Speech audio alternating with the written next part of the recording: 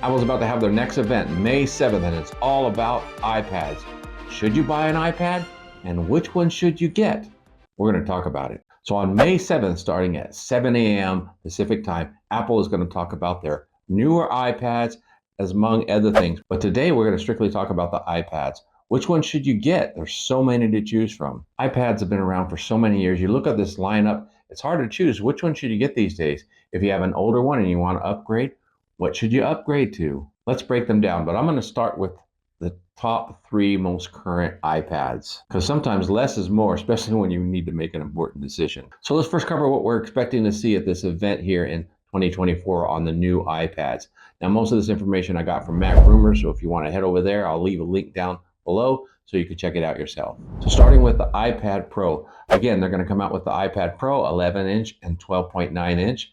Now, these iPads are rumored now to go edge to edge with their screens, leaving almost no bezel, as you can see here in this image. And in order to do so, they put the notch in the screen. And of course, that notch will house their FaceTime camera as well as Face ID to unlock the device. Now they're saying that they may actually skip the M3 chip and go straight to the M4 because it has AI built in, which will be a very interesting prospect if Apple's really going to integrate AI into all their devices, starting with the iPad.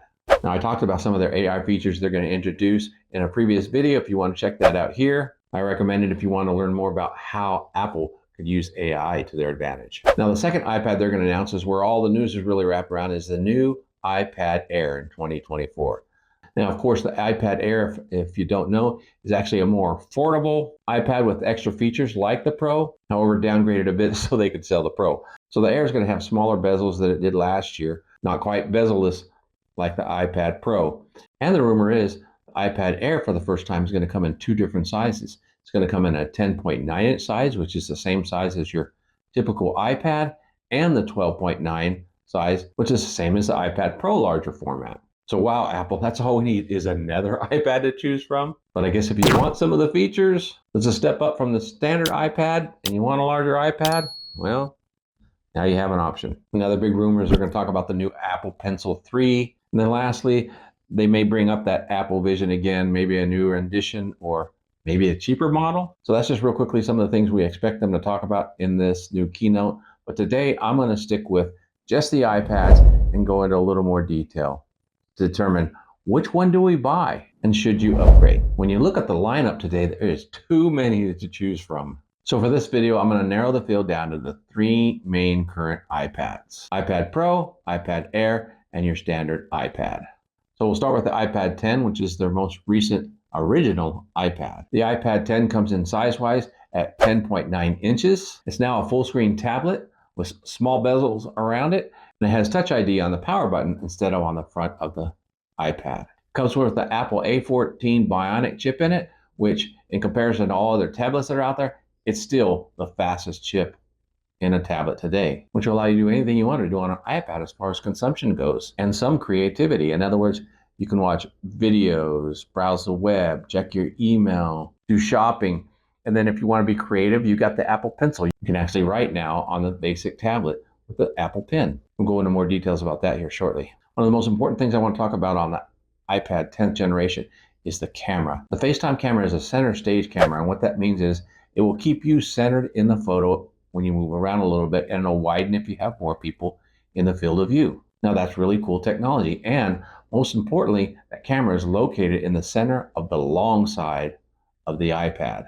So when you have the iPad sitting down in landscape mode, you can FaceTime and it keeps you center screen. And when you're looking at the screen, it looks like you're looking at them. And I want you to remember this because it's really important when we talk about the other iPads, the location of that FaceTime camera. And of course, the iPad 10 now charges with USB-C. That's a great thing for all of us because now one cable charges them all. From your iPhone to your MacBook and now your iPad, you can charge them all with a USB-C cable. As you can see here, the iPad starts out at $449 for your Wi-Fi version and has a 64 gigabyte storage. Now 64 gigabytes is not very much, especially in this day and age. So that being said, you really should go up to the next size version because of the technology and everything with apps and photos and everything. They're taking up much space. They're making them larger, so you need more space. 64 gigabytes just is not enough. So what Apple does is they force you to jump up to 256 gigs. So if you look at the 256 gigabyte, it is $599. So that's a $150 increase to get the next size. So you got to go from 64 to 256. Now let's look at the iPad Air. The iPad Air is typically the same size as the standard iPad, and it even has the Touch ID just as your standard iPad. So there's no different there. And it's also full screen, just like the current iPad. But where the first difference is, the iPad Air comes with the M1 chip. So it's got the faster next generation chip using an M1. Now here's an important difference, and I want you to pay attention to this.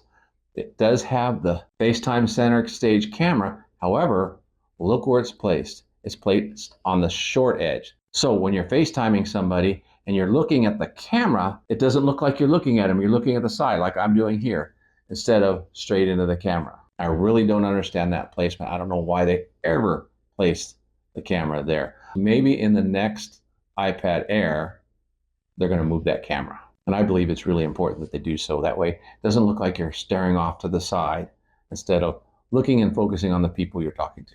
Now, of course, the iPad Air, similar to the regular iPad, has USB-C charging. So that's a great thing. And now let's look at the pricing. The pricing on the iPad Air is starting at $599 for the Wi-Fi version. And look at that, it's 64 gigabytes. Again, 64 gigabytes is not enough.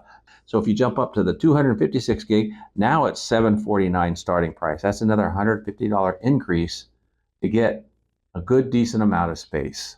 So now looking at the iPad Pro comes with an 11-inch and the 12.9-inch version, and it has a newer chip. It has the M2 chip, which of course is a step above the iPad Air. And we expect that to continue on in their newer renditions. The iPad Pro, of course, like the other two, has center stage, but again, look at the camera. It's on the side. Now, in the newer iPad Pro, they're supposed to have that cut out now, the notch, and they're probably going to put it there. So it will become center stage on the new iPad Pro in the notch. And on the iPad Pro, they put additional cameras. I don't know why you would want additional cameras on your iPad, but they do. And so you have the ultra wide as well as a 2x zoom on the iPad Pro. Now, if you carry an iPhone or really any other smartphone, there's really no need for that. Well, let's continue. Now, the iPad Pro is USB-C charging, and of course, it's a faster charger than the other two. And I'm sure they do this to give you that more premium feel. Now, you also get that premium feel in the price. So you've got the 11-inch iPad Pro, starts out at $799, and check that out, starts out with a 128 gigabyte storage. Why don't they do that in the others? I don't know. Then if you want to upgrade to the 256, it's $899. The 256 model is $899. Now let's go on to the 12.9. We're looking at $1099 for the 128 and $1,199 for the 256 gig. That's a lot of money for an iPad. So as you can just see there, based on just the 256 gigabyte models, there's a difference from $599 all the way up to $1199. That's huge. So let's quickly talk about why you would buy an iPad Pro versus an iPad Air or a standard iPad.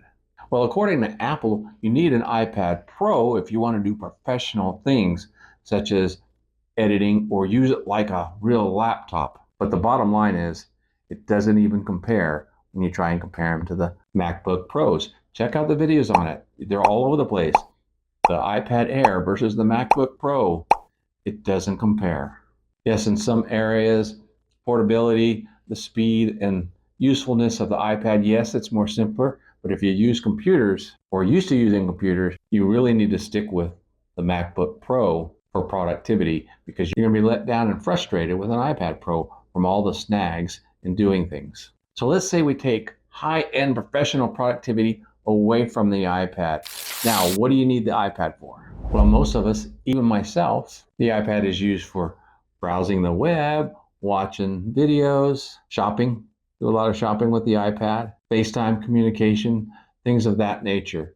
Not really used as a productive tool for anything high-end. And of course, there's people who like to do gaming. Well, you can do gaming on any iPad. You don't need to pay double the price to get pretty much the same experience in gaming. Now, I think you all know where I'm going with this. Now that we have USB-C on the standard iPad, there's not a whole lot separating it from the iPad Pro in your daily use and functionality. Unless you just got to have that high-end speed and performance to do high-end work on the tablet, which if you got to do high-end work, you need to stay with the computer. So let's talk about accessories. Are there differences in accessories between this? Yes, there are, but the gap has shrunk over the years. You have the Apple Pencil now that you can get for the standard iPad and use it. Now it's the Gen 1 pencil. Now they may come out with a different one for it this year. We don't know that yet, but the Gen 1 is fine. You could do writing, you could take notes, you can do artwork, you can do all the typical things that you want to do with a pencil on the standard iPad. And now that they have a Apple Pencil that is USB-C powered, that's the one to get. It's only $79. You plug it in and charge it with USB-C. Because on the standard iPad, it has a magnet on it to hold it, but that magnet on the standard iPad does not charge the Apple Pencil. The Air and the Pro both will charge an Apple Pencil 2 on the magnetic charger on top of it. Now there's one more difference in accessory between the two. You can buy a Magic Keyboard for it, but you gotta be careful on this because Apple's marketing is very tricky.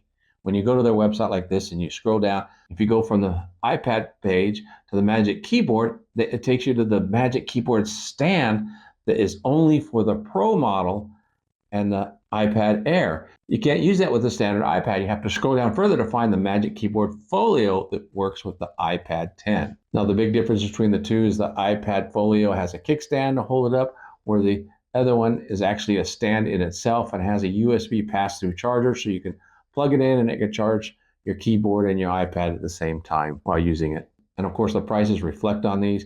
You get the iPad stand for the Pro model and the Air model, and that's $299, or you can get the Portfolio one for $259 for the iPad 10, which for me, the Portfolio is a little bit lighter and easy and more portable, so it just makes more sense. Now I'm gonna wrap this up with my recommendations, and I'm sure you all figured it out by now. I recommend if you want an iPad, you get the standard iPad. And if they make a couple changes on it this year, like giving you a better feature with the pencil, that's great. But if you're not a pencil pusher, then you don't need the other two iPads and you don't even need to worry about the pencil, because a standard iPad is a really good iPad. It'll last you for years and it'll do everything you want to do on a daily basis. The other two iPads are really just hyped up to be something special, which I don't really believe they are when it comes down to your daily use. But if you have to upgrade to one of them, I would just skip the Air altogether and go with the Pro, because if you get the Air and then you find out it doesn't quite do as much as you thought it was going to do, like the iPad Pro, you're going to be very disappointed. So if you were going to jump up from the standard iPad to another iPad, just go straight to the Pro. And the Pro has an 11-inch, which is compatible in size with the standard iPad, so that is probably where you land. But just so you know, that's a $600 upgrade from the iPad to the iPad Pro if you go with the 256 gigabyte models. That's buying two iPads for the price of the iPad Pro. So that's about it. I've said enough. If you have any questions or you have any thoughts, or if you disagree with me, let me know down in the comments. I'd love to hear from you. If you've never watched a keynote on any of these things, you've got to try it. Look for it May 7th. If you enjoyed this video and got some good information, make sure to smash that like button for me. And of course, while you're down there, as always, subscribe if you haven't already. More content, and we'll post another video after the event to cover even more details on what they're actually going to come out with this year. Thanks for hanging out with me. Until next time, God bless.